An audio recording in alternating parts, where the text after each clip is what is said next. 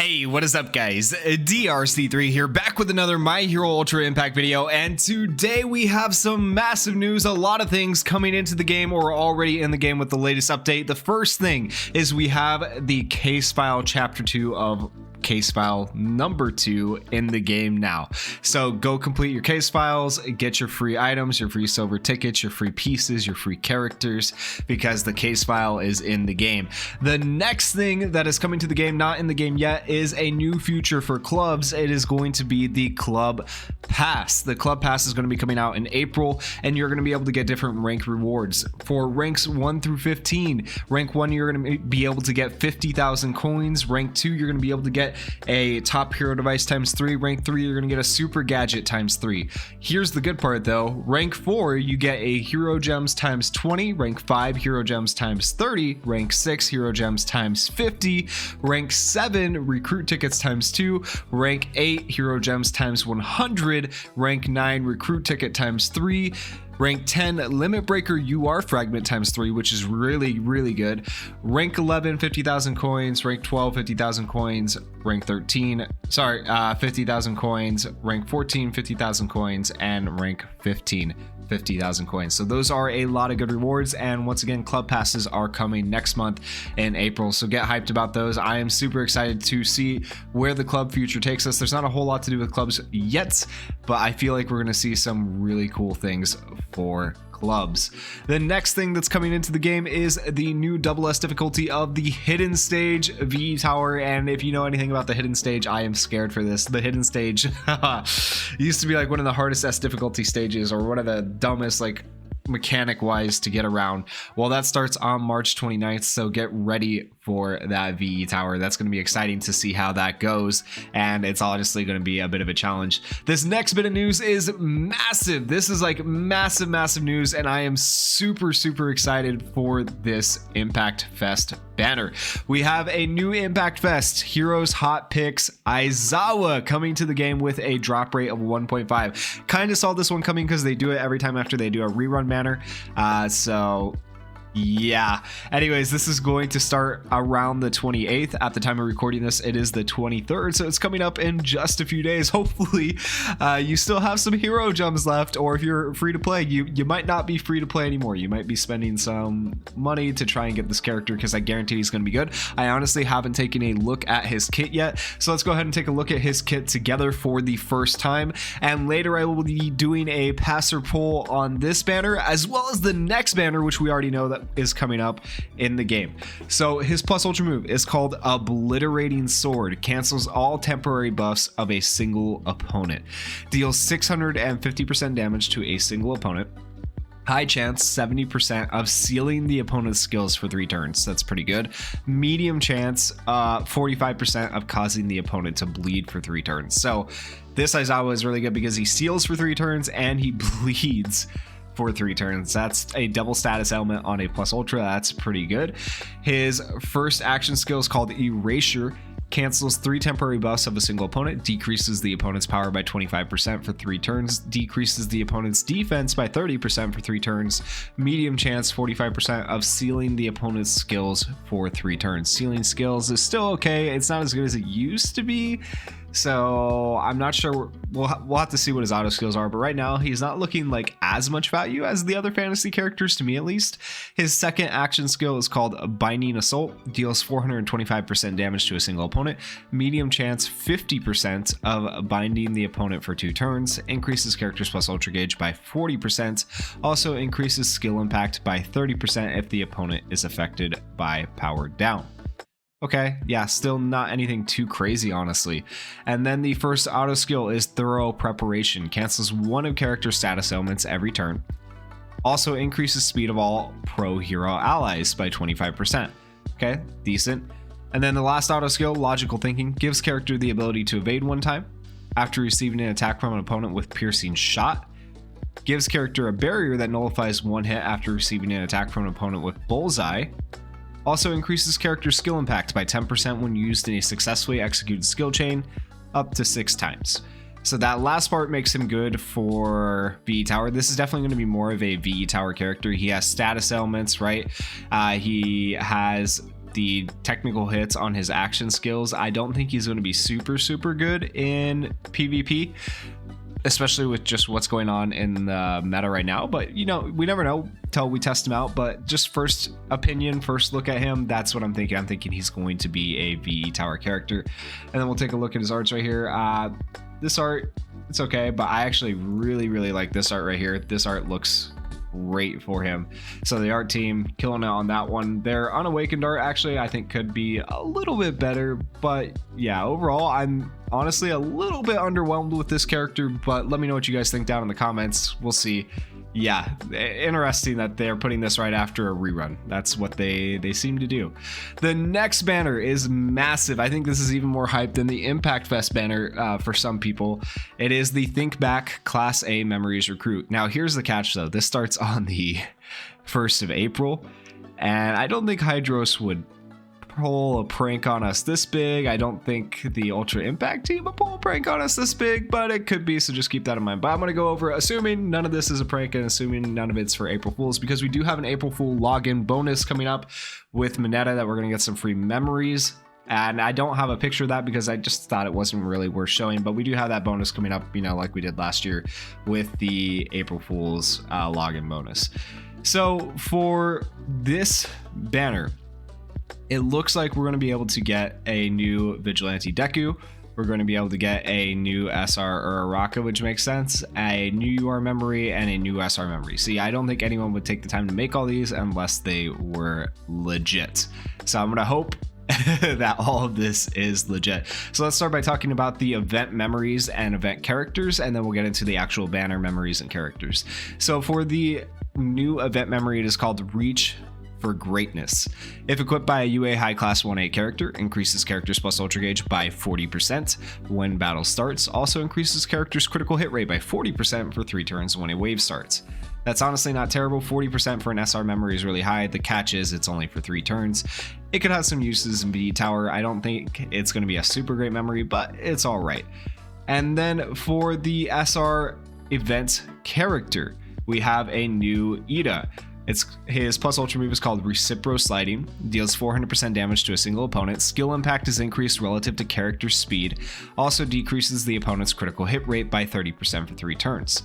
His first action skill is called Full Throttle. It increases character speed by 30% for 3 turns, gives character the ability to use 2 normal attacks for 3 turns, increases critical hit rate of all allies by 25% for 3 turns, also increases critical skill impact of all allies by 30% for 3 turns. That's pretty decent, other than the cooldown time of 6. Cooldown time of 6 kind of sucks. His second action skill is called Recipro Burst. It deals 300% damage to a single opponent. Skill impact is increased relative to character speed, also decreases the opponent's critical hit rate by 35% for 3 turns. Once again, it's okay. Cooldown time of 4 is okay. It's not as bad as 6 turns. The first auto skill is called Taking Responsibility. Every time a critical hit is made, increases character's critical hit rate by 10% for 3 turns and speed by 15% for 3 turns. So far, from what I know in the game, every time a critical hit is made, it means by this character. So just keep that in mind. And then the second auto skill, I Challenge You, decreases critical hit rate of all UA High Class 1A opponents by 15%, also increases character's critical hit rate by 15% for 3 turns when battle starts. He has a decent amount of crit, and he's not bad, honestly. The biggest downside I see to him is the fact that this cooldown time is 6, but for a free-to-play character, honestly, not too terrible. And then we got his arts over here. The arts aren't anything too spectacular because it is a free-to-play SR Ida. Now we get into the good stuff, the banner stuff that comes with the Vigilante Deku. And so the summonable SR memory is called Find the Traces, reduces damage to character by 25% when HP is 50% or higher. Once per battle, regenerates character's HP by 15% for 2 turns when HP is below 50%, also lowers chance of getting paralyzed or stunned. This could be a decent memory, honestly, on the fantasy Kirishima. Kirishima is already immune to stun, but it could help him avoid getting paralyzed if you're going against a Kaminari, I guess. Reducing damage by 25% when you're over 50% HP is alright. I feel like there's still a lot of better memories in the game that do similar things, but if you literally don't have any other defensive memories, this might be the one for you, so it could be a decent summonable SR memory. And the art, of course, like this art is really, really good. I do like this art. Then we have the new SR character, More is Better Ochako or Araka. Her plus ultra move is called Wire Blow. It deals 450% damage to a single opponent, shortens character's action skill cooldown time by 1. We love that. Also increases skill impact by 20% if the opponent is affected by speed down. Her first action skill is called Gunhead Martial Arts. Gives the character ability to nullify normal attacks and the ability to counter for 3 turns. That's pretty good. Increases character's skill impact by 35% for 3 turns. Also increases character's plus ultra gauge by 25% when used in a successfully executed skill chain. We love that. That is a skill chain. That is a technical hit. That is plus ultra gauge raise, and also a 4-turn cooldown with her plus ultra. So that's honestly not bad so far. Her second action skill is called Zero Satellites. Deals 300% damage to a single opponent. Decreases the opponent's speed by 25% for 3 turns. Decreases the opponent's critical hit rate by 25% for 3 turns. And skill impact is increased by 30% if the opponent is a villain.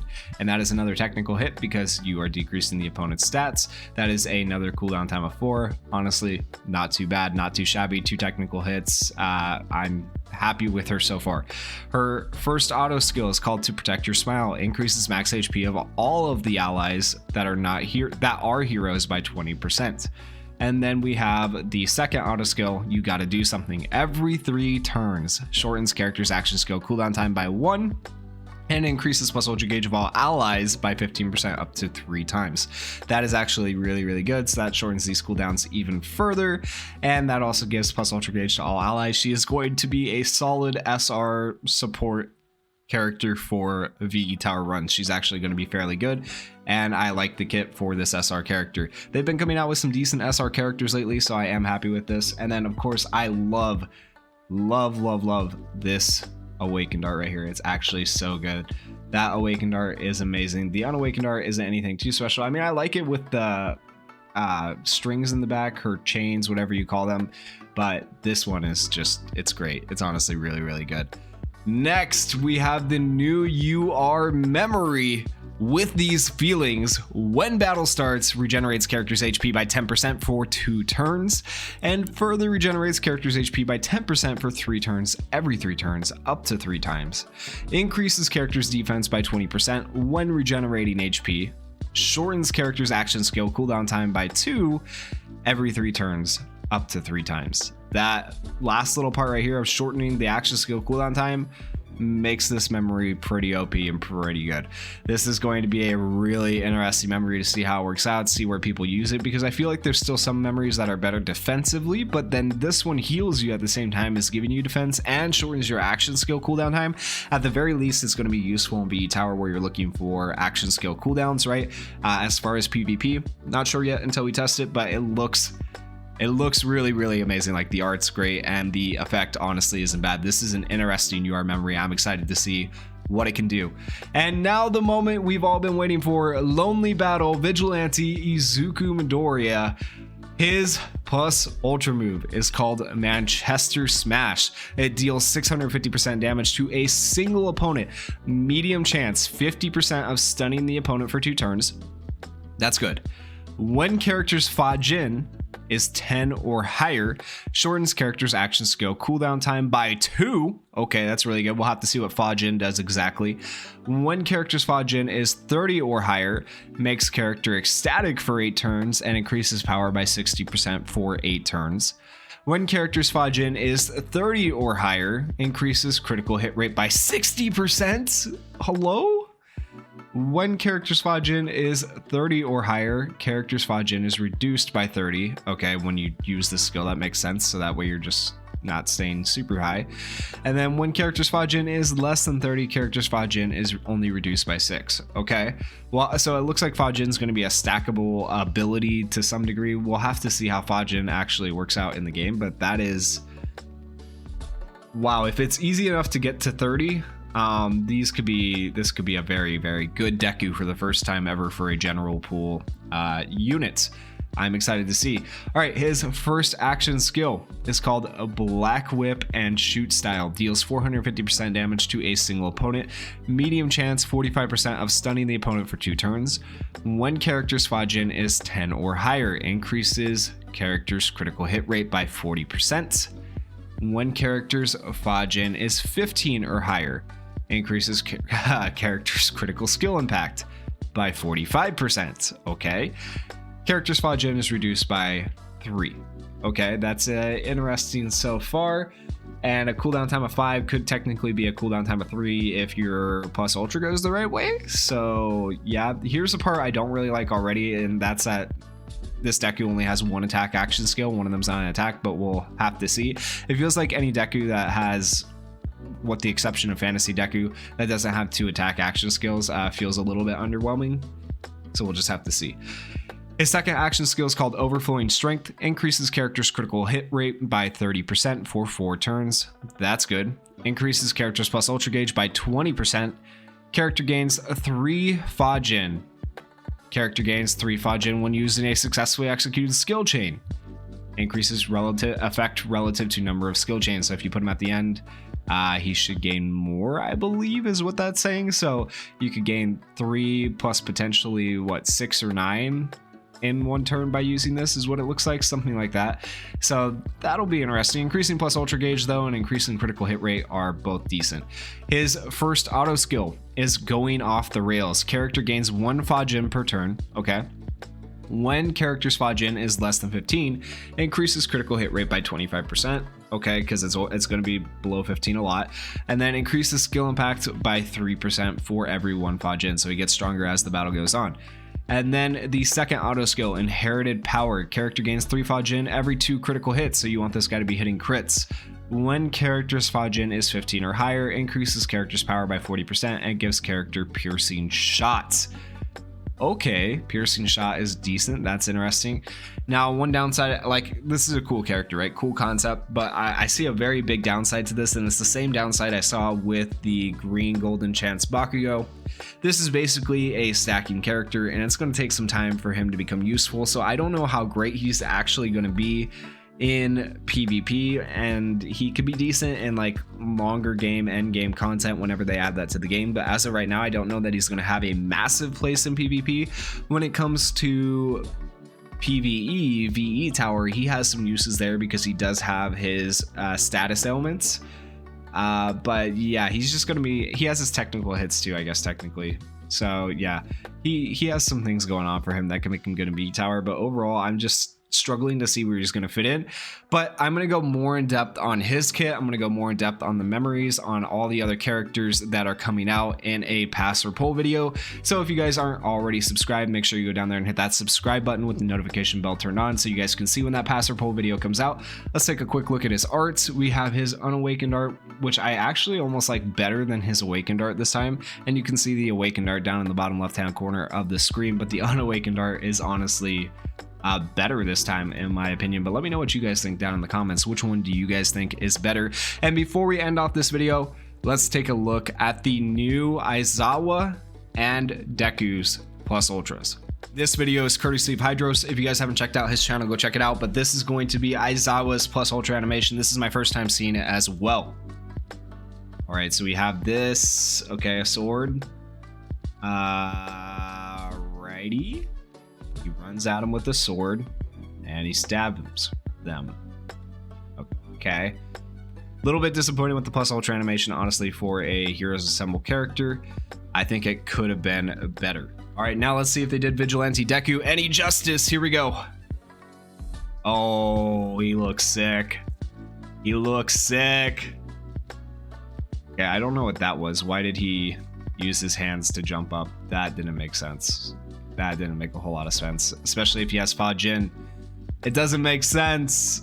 Okay, well, let's watch that one more time. We'll see how this ends up working out here, but yeah, I don't know. I'm not super impressed with the plus ultra animations this time around, but let me know what you guys think down in the comments.